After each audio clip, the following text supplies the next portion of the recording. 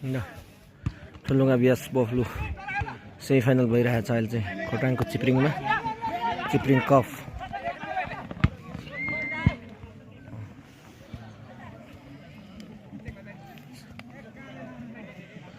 मौसमले पनि साथ दिएको छ खोटाङ प्रथम चिप्रिङ कप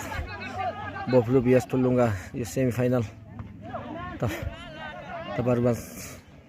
मैले लिएर आएको छु र अहिलेसम्म ठुलुङ्गाले 2 गोल लगाएको छ भने बफ्लुले कोही गोल लगाउन सकेको छैन बल बफ्लु खेलाडीले थियो तर ठुलुङ्गालाई अहिले ठुलुङ्गाले लगाउन सक्छ राम्रो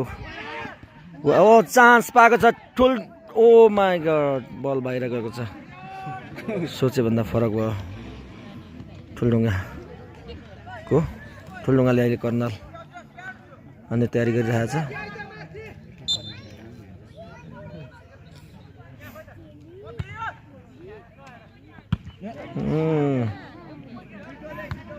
बल बाहिर गएको छ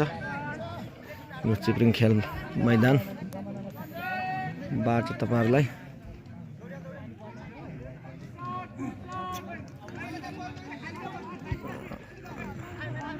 बफ्लु खेलाडीले अहिले बल अगाडि बढाउन राखेको छ भनेदेखि राम्रो पास दिएको छ साथीलाई तर बल क्यारी गर्न सकेनन् देख्न पर्ने अब ल ठुलुङ्गा खेलाडीले प्रहार गरेका छन् सुट तर गोलकिपरले बललाई नियन्त्रणमा लिएका छन्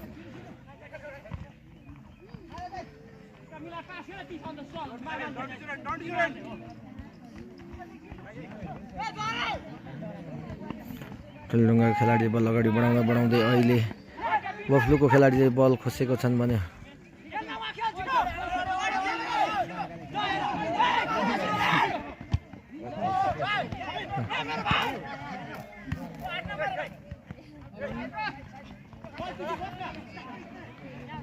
एकदमै रोमाञ्चक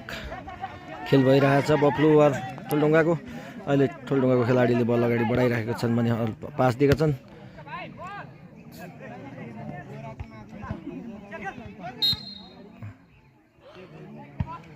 बल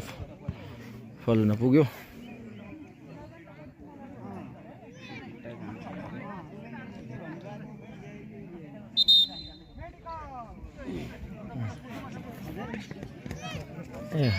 खेलाडी इन्जर्ड हुन पुगेको रहेछ